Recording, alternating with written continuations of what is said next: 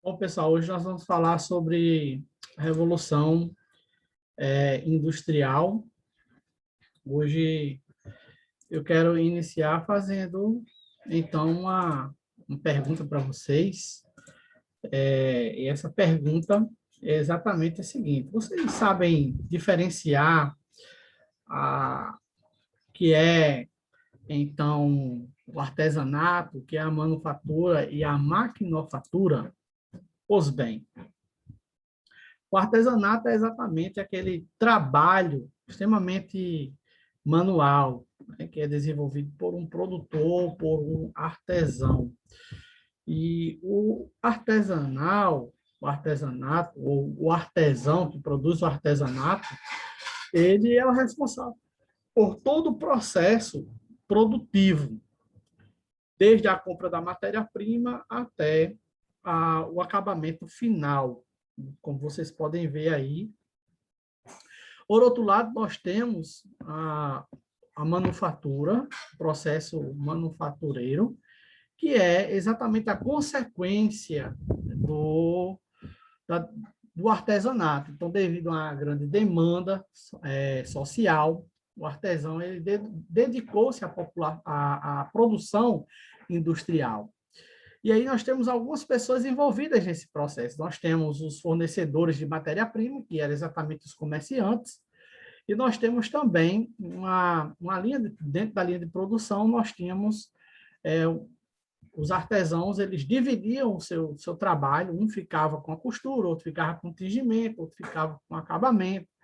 Então, na manufatura acontecia dessa forma. Já a maquinofatura, vocês podem observar, vem de máquina, né? Então foi representado então pelo surgimento da primeira revolução industrial. Nesse caso, a maquinofatura surgiu como uso de máquinas para a produção em massa. Então, tendo dito isso, quero falar um pouco agora sobre o que foi a Revolução Industrial, onde começou a Revolução Industrial. Então, como vocês podem observar, a Revolução Industrial ela começou na Inglaterra, em meados do século de número 18, e a maquinofatura surgiu exatamente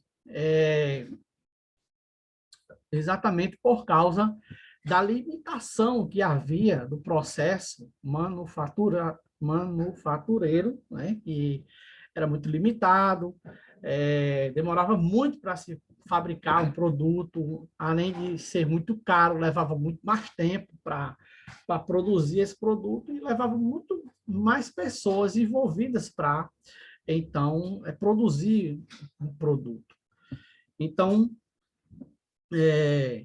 a gente pode observar que com a Revolução Industrial, muitas coisas acabaram mudando porque a maquinofatura acabou, então, sendo uma alternativa melhor do que a manufatura. Então, o que é que mudou?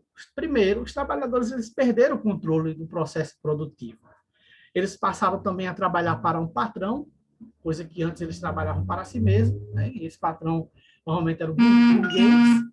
Eles também já não possuíam mais a matéria-prima, as ferramentas, o local de trabalho, obviamente, eles tinham que se deslocar até as grandes fábricas, e o lucro passou das mãos deles exatamente para os patrões. Eles passaram a ser donos somente da força do seu trabalho. Então, o trabalho era realizado com máquinas e ficou conhecido exatamente como maquinofatura. Então, o processo de industrialização na Inglaterra, como a gente falou, começou na Inglaterra, se deu exatamente por alguns fatores. Em primeiro lugar, a Inglaterra passou por várias transformações durante a Revolução Industrial. Primeiro, houve a expulsão dos camponeses das suas terras, lembra que antigamente eles moravam no campo, e por causa da política, né, de cercamento, eles acabaram perdendo as suas terras e tiveram que ir, então, para a cidade à procura de trabalho. As terras, elas foram dadas, né, por causa de uma manobra política, chamada exatamente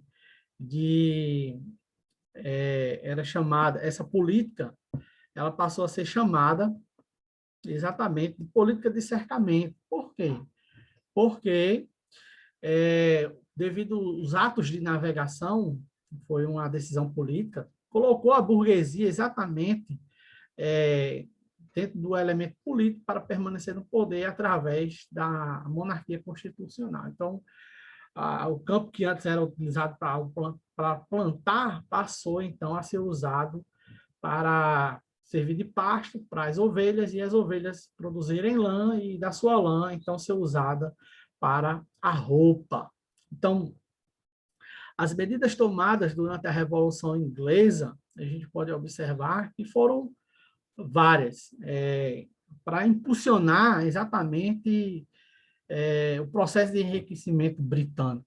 Tá? Então, para garantir essa estabilidade e o crescimento econômico, a Grã-Bretanha ela acabou firmando vários acordos, entre eles o tratado conhecido como Tratado de Panos e Vinhos com o país de Portugal. Outro fator também que ajudou bastante foi as favoráveis condições naturais da Inglaterra. Por quê? Porque a Inglaterra, naquela época, tinha uma grande reserva de ferro, de carvão, mineral em seu subsolo. E, além disso, eles dispunham também de uma mão de obra em abundância.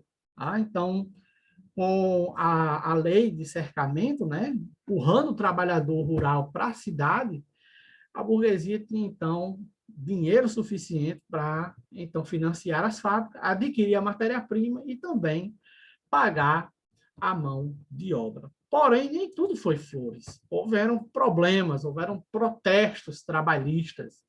E dois movimentos surgiram nessa época. Um chamado de ludismo.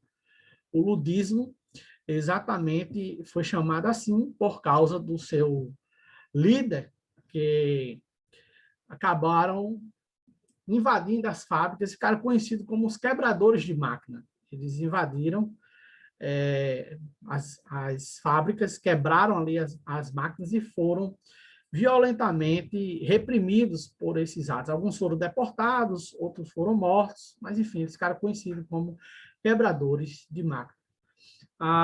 Outro movimento foi o cartista, e aí, na década de 1830, ele surgiu exatamente organizado pela Associação de Operários, e então esse foi um movimento mais organizado que trouxe então uma maior organização na luta pelos direitos, né? A extinção do trabalho infantil, a exigência de uma jornada de trabalho de pelo menos 8 horas por dia, também a folga semanal, o sufrágio universal, né? Ou seja, o direito de todos os cidadãos de participar do processo eleitoral, como também das decisões políticas. Então, esse movimento se destacou exatamente por causa da organização. Como eu falei, a Revolução Industrial trouxe vários avanços, mas nem tudo foi flores. Houveram alguns problemas, algumas consequências que eu quero destacar. Eu quero destacar apenas 5 consequências. Primeiro, os produtos industrializados acabaram superando a produção artesanal. Segundo, o processo de êxodo rural levou ao aumento populacional nas cidades. As pessoas passaram a morar em lugares onde não tinha água encanada, tinham que conviver com ratos, com condições de higiene precária. O trabalhador assalariado permitiu um número cada vez maior de pessoas terem acesso aos bens e serviços produzidos pela economia capitalista. O trabalhador perdeu as suas ferramentas, seus utensílios, a matéria-prima, e passou a ser dona somente da sua força de trabalho. A população cresceu bastante. Também houve um avanço na tecnologia. Então, houveram muitas coisas boas, mas também houveram algumas coisas ruins. Então, essa é a nossa aula de hoje. Que Deus lhe abençoe e até a próxima.